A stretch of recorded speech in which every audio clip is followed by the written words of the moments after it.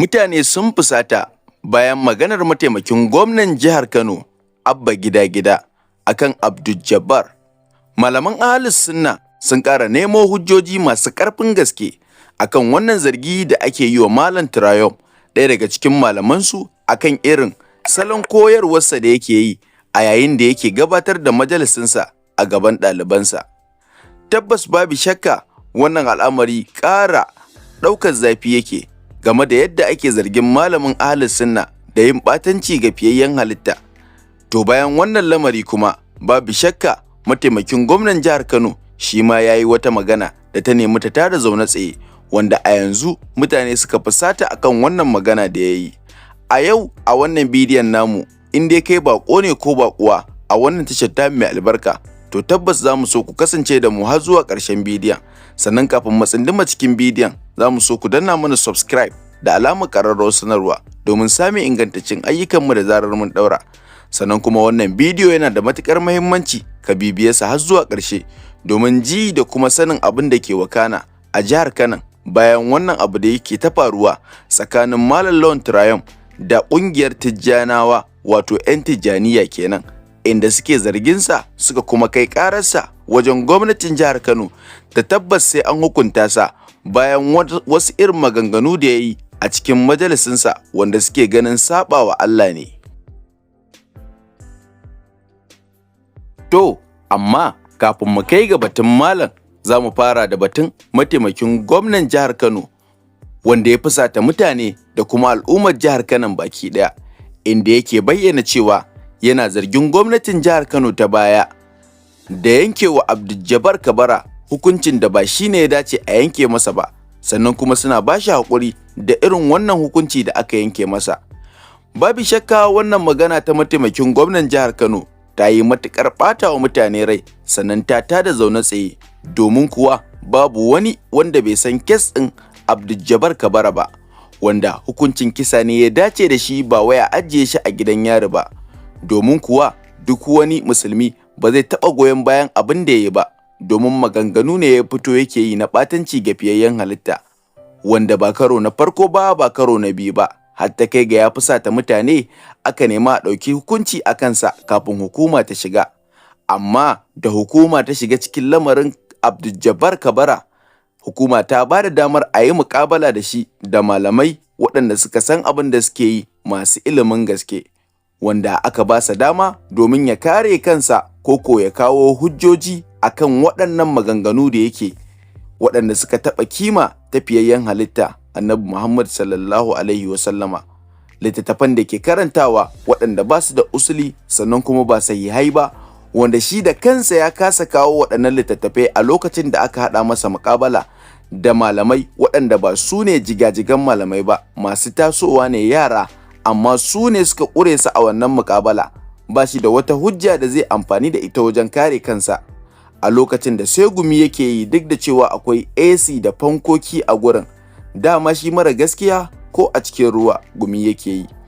Bayan wannan dambaruwa da aka yi ta yi, wanda mutane sun nemi a ba su dama su kashe shi, su hallaka shi har lahira da kansu, amma gwamnati ta ƙi ba su wannan dama, sai aka ajiye sa a gidan yari, aka yanke masa hukuncin zama na har abada, wanda shine kamar hukuncin kisa da aka yanke masa kenan. Amma fa tsohon mataimaki shugaban ƙasar Najeriya suna daga cikin waɗanda suka jagoranta domin kai shi gidan yari domin irin wannan ɓatanci da ya yi. Amma a wannan karan mataimakin shugaban ƙasa, ko mu ce mataimakin gwamnan jihar Kano, domin shi ma shugaba ne a cikin jihar tasa, ya bayyana cewa yana zargin tsohuwar gwamnati da yanke masa hukunci ba a bisa ƙa'ida ba, sannan kuma ta cutar da shi. Babu shakka wannan abu da wannan mutumi ya yi matuƙar ɓata mutane rai, kuma kwata-kwata wannan ba ɗabi'a ba ce ta musulmin kirki, domin duk wani wanda ya bibiyi kes ɗin wannan wanda ake kira da Abdul-Jabbar, domin mu ma a nan ba za mu iya kiransa da malami ba, tabbas babu shakka zai Allah wadai da abin da ya yi. Amma a haka wannan ya fito yake kira da an yi masa rashin adalci. Tabbas babu shakka mutane sun yi raddi akan wannan magana da mataimakin shugaban ƙasar, wato gwamnan jihar Kano Abba Kabir Yusuf ɗin ya yi, domin ya yi matuƙar ɓata wa mutane rai. Ta yiwu shi bai bibi diddigin al'amarin ba ya zo yake faɗar wannan magana, amma duk da haka mutane sun soke shi, sannan kuma suna ganin cewa yana neman kawo wa gwamnatin su tangarɗa, duk da cewa nan ba batu ake na siyasa ba. Shi ko ta ɓangaren Malam Lawan Turayum, malaman Ahlus Sunna su ma sun samu hujjoji masu ƙarfin gaske, domin ko a yanzu a kafar sada zumunta babu wani bidiyo da ke yawo irin wani bidiyo na malamin Tijjaniya mai suna Alƙarminuniyu. Ɗaya daga cikin malamai ne na Tijjaniya wanda ya kasance shi ma mai bin shehunnai, wanda a cikin bidiyon yake bayani game da cewa duk wani wanda ya kasance yana yi wa shehunsa biyayya, a duk lokacin da ya kwanta bacci ya ga shehun nasa, to ba shehunsa ya gani ba, manzon Allah sallallahu alaihi wasallama ya gani.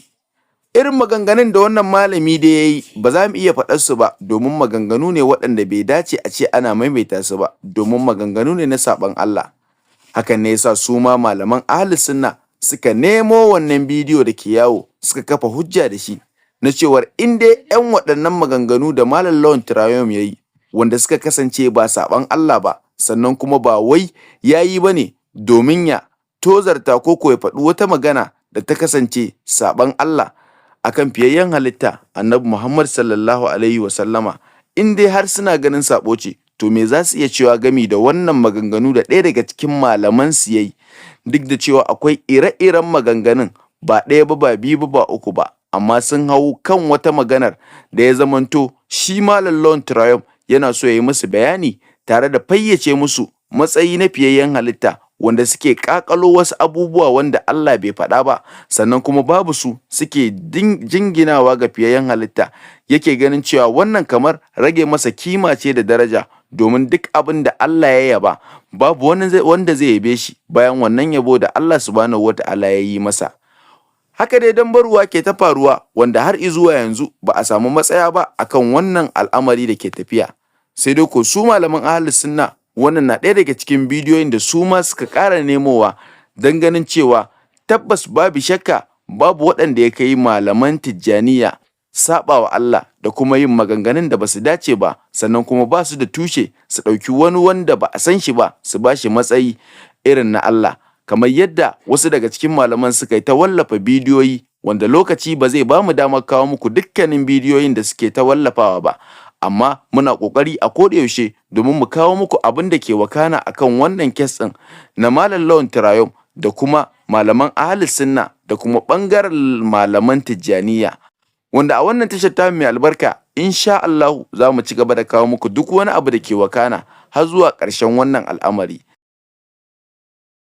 Masu kallo da sauraron mu, za mu so ku danna mana subscribe da alamar ƙararrawar sanarwa, sannan ku ci gaba da bibiyan mu a wannan tashar ta mai albarka, domin kuwa insha Allahu duk wani labari da ya kasance akan wannan al'amari za mu kawo muku shi a wannan tashar tamu daga farko har ƙarshen ta. Sannan kar ku manta, kuna da dama na faɗa mana ra'ayinku akan wannan abu da ke faruwa, shin wa kuke ganin yana kan daidai, sannan kuma wa kuke ganin baya kan daidai, duk da cewa babu wani wanda ya san wanda yake kan daidai sai Allah subhanahu wata'ala.